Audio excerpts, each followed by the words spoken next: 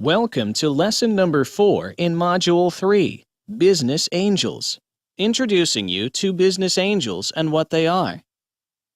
Business angels are non-institutional private investors that invest in startups and business ideas, providing not only financial resources but also experience and skills. The main motivation that drives people to become business angels are high financial returns forecasts, personal satisfaction, and a sense of belonging to the entrepreneurial economic landscape. This slide addresses some confusion about angel investing. In most deals, angels invest money in startups and early-stage companies, but most of all, they invest time. In terms of skills, they usually hold positions as mentors or coaches and help entrepreneurs in business introduction. These are conservative portfolio considerations. For example, in a paper published by the Center for Venture Research, 50% of these angels had 15% of their net worth invested in angel deals, and a surprising 10% of angels had as much as 50% of their net worth in angel investments. Discussions with a large number of angels has shown that most feel 8 to 10 deals is sufficient diversification, and that 1 to 2 deals in 10 yield most of their return on investment, with the remainder providing little or no return.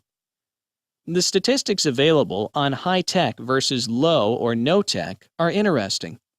Less than 1/3 of Inc. 500 companies are typically high-tech companies, and according to Fortune magazine, less than 0.5% of new companies are considered high-tech companies.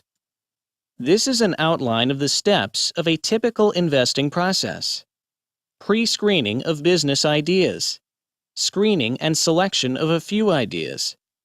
Due diligence. Investment presentation. Follow-up discussions and meetings with entrepreneurs. Closing with the investments of funds and skills. This chart describes the hypothetical deal flow statistics. Since angel organizations utilize somewhat different processes, these statistics can only be suggested as representative. For example, some angel organizations have very rigorous pre-screening teams who spend more time than others in reviewing the plan and pre-screening the entrepreneurs. For these organizations, many more entrepreneurs would be declined at the pre-screening stage and fewer later in the process. The importance of this chart is to show that angel organizations tend to invest in 1 to 2% of the companies who apply for funding. These are 10 tips for innovators. 1. Appreciate the significance of time and money. 2. The patent is not everything. A patent could be just a plus. 3. Selling starts at the earliest possible opportunity. 4. Economics of pricing. Customers are the most important actors in the chain. 5. Fail earlier, fail faster, and fail often. A failure could be considered as a plus because you should learn from failures. 6. 2 sources of negotiating strength: execution and competition. 7. The value of partnerships. 8. Complete financing plan, the strategic view. 9. Plan funding around externally significant milestones. 10. Structuring the investment. Money is important as well as the control of your investment.